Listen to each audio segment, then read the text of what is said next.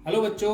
तो आज का लेक्चर जो है इलेक्ट्रिसिटी का पहला चैप्टर है और पहले चैप्टर का ये पार्ट नंबर 16 है। तो इसमें एक बहुत ही आज का लेक्चर जो है बहुत इंपॉर्टेंट है, क्योंकि आज का जो टॉपिक है वो निरक्षीय स्थिति में वैद्युत द्विध्रुव के कारण वैद्युत क्षेत्र की तीव्रता के सूत्र का निगमन है। इससे पहले हमने आपको अच्छी स्थिति में वैद्युत क्षेत्र की तीव्रता के सूत्र का निगमन कराया था पिछली वीडियो में। तो चलिए हम लोग शुरू करते हैं अच्छी स्थिति में वैद्युत क्षेत्र की तीव्रता के सूत्र का निगमन। तो सभी बच्चे कॉपी और पेन लेके बैठिए और मेरे साथ समझिए और अपना नोट्स तैयार करिए। मैं धीरे धीरे कराऊंगा। तो सबसे पहले जितने भी डेरिवेशन होते हैं उनमें सबसे पहले क्या होता है कि उनका फिगर होता है। तो हम सबसे पहले एक फिगर ड्रॉ करेंगे। तो इसमें क्या है, ये वैद्युत द्विध्रुव है। तो एक हम वैद्युत द्विध्रुव को बनाएंगे। तो बना लीजिए इस तरह करके। ये हमारा एक वैद्युत द्विध्रुव है। ये हमने आपको पहले भी बताया था, थोड़ा सा मोटा रखेंगे तो ये लगेगा कि वैद्युत द्विध्रुव आघूर्ण है। तो थोड़ा सा इसको ऐसी लाइन जो करो तो थोड़ी सी मोटी कर दीजिए। ये तो ये क्या है, एक वैद्युत द्विध्रुव होता है। और वैद्युत द्विध्रुव हमने पढ़ा है, आपको पढ़ाया गया है कि जो है वैद्युत द्विध्रुव क्या होता है, दो बराबर परंतु विपरीत आवेश एक दूसरे से अल्प दूरी पर स्थित होते हैं। तो मान लीजिए यहाँ पर ये -q हो गया और यहाँ पर ये +q हो गया। ठीक है, इनके बीच की दूरी जो है वो हमने क्या है 2l मानी है। तो यहाँ से यहाँ तक क्या हो जाएगी, l हो जाएगी, और यहाँ से यहाँ तक क्या हो जाएगी, ये l हो जाएगी। इसलिए टोटल मिला के ये क्या होती है 2l होता है। तो ये वैद्युत द्विध्रुव के मध्य बिंदु O से जो है हम क्या करेंगे, निरक्षीय स्थिति में एक बिंदु लेंगे। तो निरक्षीय स्थिति में एक बिंदु ले लीजिए। निरक्षीय स्थिति में एक बिंदु ले लिया है। तो ये निरक्षीय स्थिति में जो बिंदु है ये इस मध्य बिंदु से r दूरी पर मान लो। ठीक, ये जो है आपका मध्य बिंदु से मध्य बिंदु है और यहां से जो है r दूरी पर, कितनी दूरी है, ये r दूरी है। तो r दूरी पर एक बिंदु P है जहां पर हमें वैद्युत क्षेत्र की तीव्रता ज्ञात करनी है। ठीक है, अब जहां जिस बिंदु पर तीव्रता ज्ञात करनी होती है आपको पता होगा, उस बिंदु से दोनों आवेशों की दूरी निकालनी पड़ती है। तो हम क्या करेंगे, इससे इसकी दूरी है तो ये मिला दीजिए इसको। ठीक, ऐसे इसको मिला दो।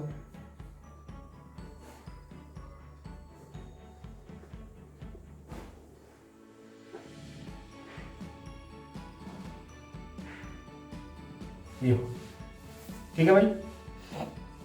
तो अब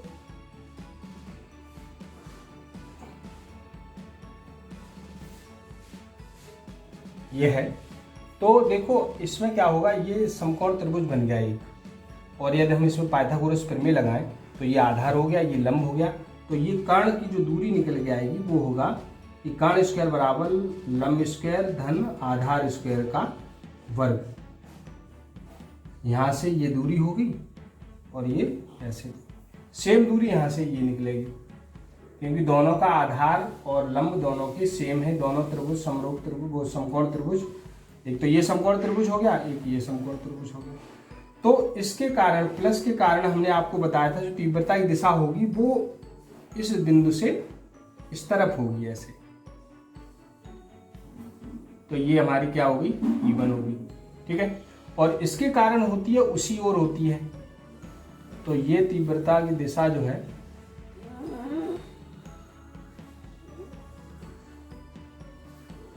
ये है हमारी E2।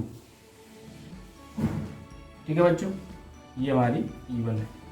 तो यहाँ पर जो है हमें इस बिंदु पर तीव्रता ज्ञात करनी है।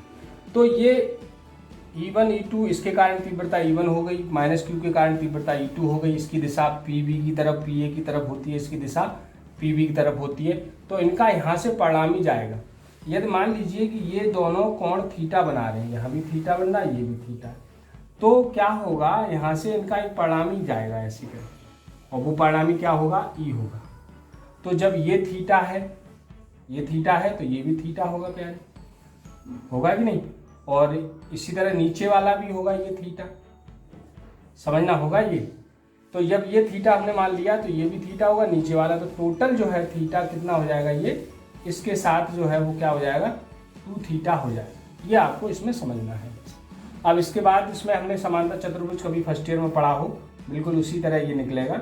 ऐसे करके जो है समांतर चतुर्भुज जो r बराबर √a² + b² + 2ab cos theta होता है, वैसे ही ये निकलेगा इससे।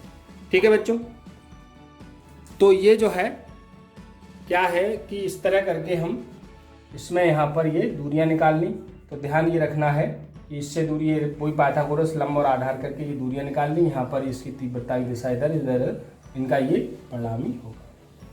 ठीक है भाई, चलिए तो सबसे पहले हम इसमें लिखेंगे जो पहले लिखा था आपकी अच्छी स्थिति में, बिल्कुल लैंग्वेज वैसी लिखी जाएगी।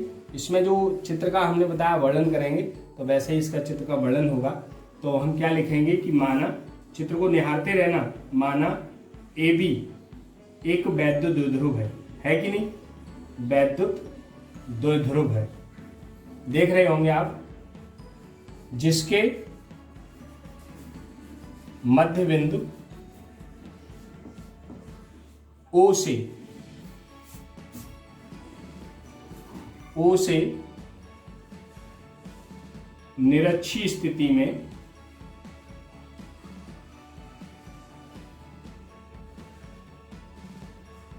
r दूरी पर एक बिंदु P है, जहां वैद्युत क्षेत्र की तीव्रता ज्ञात करनी है। ठीक है बच्चों, ये तो लैंग्वेज हो गई है जो हम इसमें भाषा लिखते हैं कि ये भी एक वैद्युत द्विध्रुव है जिसके मध्य O से निरक्षीय स्थिति में एक बिंदु P है जहां पर हमें वैद्युत क्षेत्र की तीव्रता ज्ञात करनी है। अब उस बिंदु P की दोनों आवेशों से दूरियां ज्ञात करनी है, क्योंकि वैद्युत द्विध्रुव में दो आवेश होते हैं। तो क्या लिखेंगे कि अतः +q आवेश से,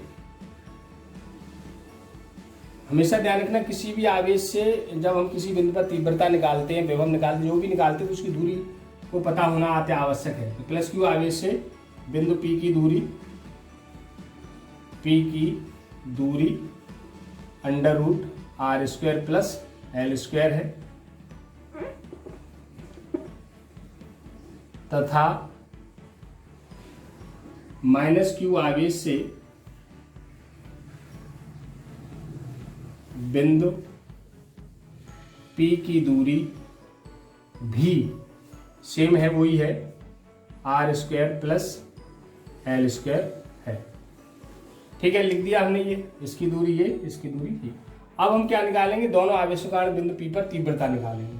तो आप लिखेंगे अब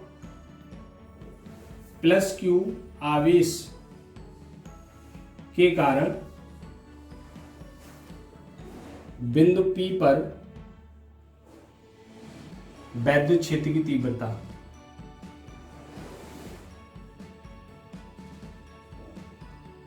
तो वैद्युत क्षेत्र की तीव्रता क्या है, E1 है। तो E1 हमारा वही होता है 1/4πε0 के और Q/r²। अब r² है उस आवेश से उस बिंदु की दूरी, तो ये वाली है। तो क्या होगा ये √r² + l² का होल स्क्वायर। अच्छा, हम लोग जानते हैं कि वर्ग से अंडर हट जाता है, तो इसका जो है हम अंडर हटा देंगे। तो 1/4πε0 के और Q/r² + l², समीकरण 1। दिशा वही अच्छी स्थिति वाली कि B से P की ओर। ठीक है, अब इसी प्रकार हम दूसरे के कारण निकालेंगे। इसी प्रकार -q आवेश के कारण बिंदु P पर वैद्युत क्षेत्र की तीव्रता। ठीक है, ये E2 ले लो, E1 हो गई, ये E2 वही 1/4πε0 और के परावर्तांक होता माध्यम का k बराबर, यही सेम आएगा, दूरी वही है, तो ये भी आपका वही आएगा। बिल्कुल ऐसे करेंगे, फिर ऐसे करके हमने डायरेक्ट कर दिया। ये दो दिशा हमारी क्या होगी, P से A की ओर। अच्छी में आपने ठीक से पढ़ा होगा तो ये आपको बहुत क्लियर हो जाएगा। यदि किसी बच्चे ने अच्छी वाला नहीं पढ़ पाया तो वहाँ से पढ़ के आए और तब जो आपको ज़्यादा क्लियर होगा। और उसको पढ़ने के लिए डिस्क्रिप्शन में उसका लिंक है, आपको वहाँ से आपको मिल जाएगा। और आप पहले यदि ये पढ़ने से पहले आप उसे पढ़ लें तो ये बहुत ज़्यादा क्लियर हो जाएगा। क्लियर वैसे भी हो जाएगा, फिर भी और अच्छा ये जो है हो जाएगा। ठीक है बच्चों, तो ये हमने प्लस क्यू के कारण बिंदु प्रायद्वीप क्षेत्र की तीव्रता निकाली। वही 1/4 क्यू अपॉन आर स्क्वायर होता है। आर होता है उस आवेश से उस बिंदु की दूरी। ठीक है, तो ये बरक से अंडर हट गया, ये ऐसे कर दिया, बिल्कुल ऐसे ये अंडर हटेगा, लेकिन हमने डायरेक्ट लिख दिया उसी तरह ये। अब दोनों के कारण, तो अतः दोनों आवेशों के कारण बिंदु P पर परिणामी तीव्रता। तो प्यारे, तीव्रता सदिश राशि होती है और सदिश राशि का वेक्टर विश्लेषण से निकलता है। तो वेक्टर विश्लेषण से मैं आपको एक सूत्र बता दूं जो आपने पढ़ा होगा, √a² + b² + 2ab cos theta. ये cos जो थीटा होता है, ये दोनों वेक्टरों के बीच बना कोण होता है। तो एक तो ये वेक्टर और एक वेक्टर, ये इसका परिणामी है। तो इन दोनों वेक्टरों के बीच में कितने अंश का कोण बना है, तो वो कितने का बना, 2 थीटा का बना है। तो यहाँ पे क्या आएगा, 2 थीटा आएगा। एक वेक्टर हमारा ये हो जाएगा और एक वेक्टर क्या हो जाएगा, ई। जैसे हम मान लो कि a बराबर, तो हम लिख देंगे E1, वेक्टर a बराबर E1, और b बराबर क्या हो जाएगा हमारा E2, और थीटा की जगह क्या हो जाएगा हमारा 2 थीटा। इसी में ये लगा दो। और ये जो परिणामी r आया है, r की जगह हम क्या लेंगे, e हो गया हमारा रिजल्टेंट, परिणामी e होगा। तो परिणामी जो e है प्यारे, वो क्या हो जाएगा, √E1²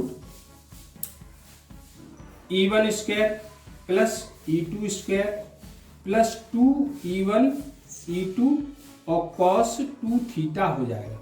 बिल्कुल यही फॉर्मूला लगाएंगे। इसमें एक वेक्टर हमारा E1 है और दूसरा वेक्टर E2 है, और इन दोनों वेक्टरों के बीच में जो कोण है वो कितना है, 2 थीटा है। तो ये यहाँ E1, यहाँ E2, E1 E2 और cos 2 थीटा लग जाएगा। अब आपने देख रहे होंगे समीकरण 1 व 2 से, समीकरण 1 व 2 से E2 बराबर E1 है, दोनों के मान सेम है। आप देख लीजिए, ये जो वैल्यू है वही वैल्यू ये है, तो E2 बराबर E1 हो जाएगा। ये रख दो इसमें। ठीक है बच्चों, तो अब हम क्या करेंगे, इस चित्र का तो काम खत्म, तो आप चित्र हम मिटा देंगे। आप लोग नोट कर लीजिए, नोट कर लो, पोज करके नोट कर लो, कर लीजिए। हम चित्र को मिटा लेंगे, चित्र का काम खत्म। बस यही ध्यान रखना है कि E1 और E2 के बीच में जो कोण है वो 2 थीटा हो जाएगा।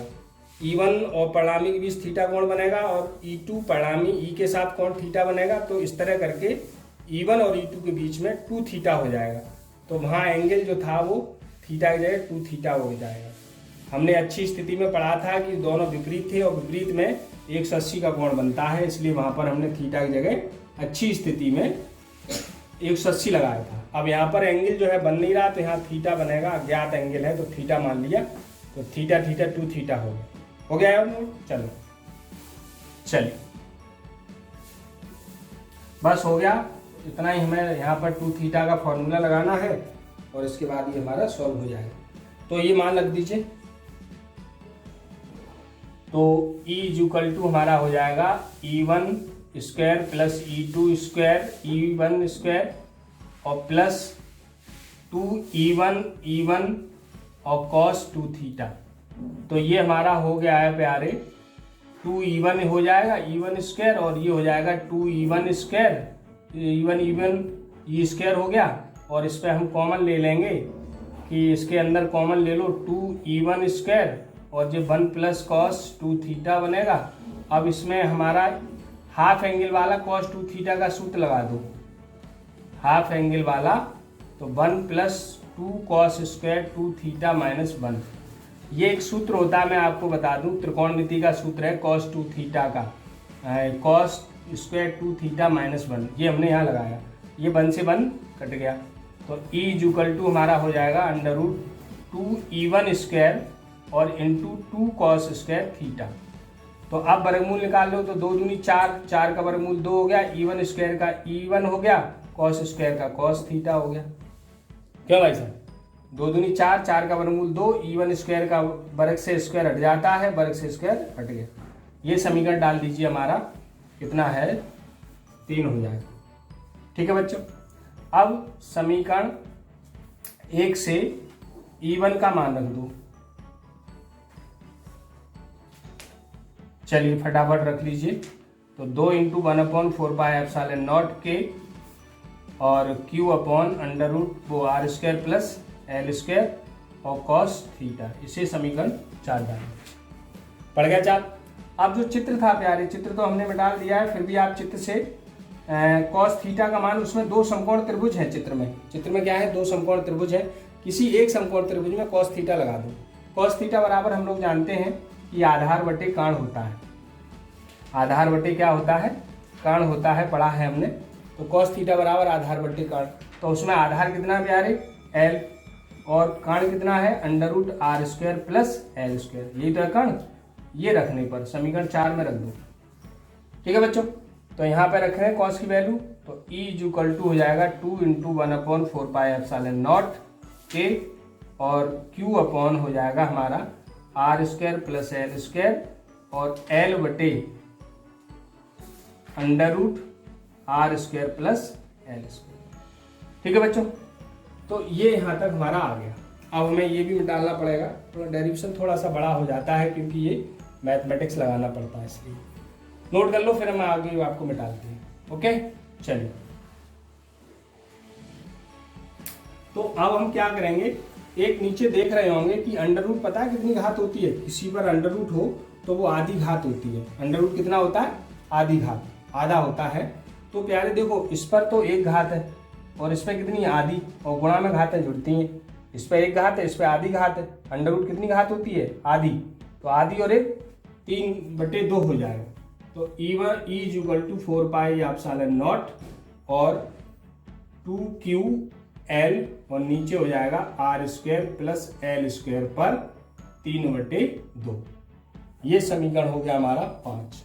अब जहां से ही 2QL आए खुश हो जाइए, क्योंकि ये हम जानते हैं वैद्युत द्विध्रुव आघूर्ण P होता है। तो इसकी जगह हम क्या लिख देंगे, P। परंतु वैद्युत द्विध्रुव आघूर्ण P = 2QL रखने पर तो रख दीजिए हम।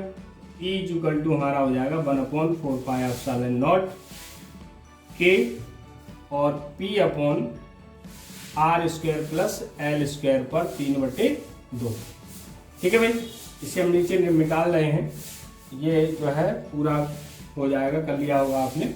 चलिए, तो अब इसे वो कर लिया। अब वही वाली बात डालेंगे जो हमने पहले अच्छी में निकाला था कि चूंकि L जो है वो बहुत बड़ा है इसकी तुलना में, L की तुलना में, तो R is greater than L है, अतः r² की तुलना में जो L² को हम नगण्य मान सकते हैं, को नगण्य माना जा सकता है।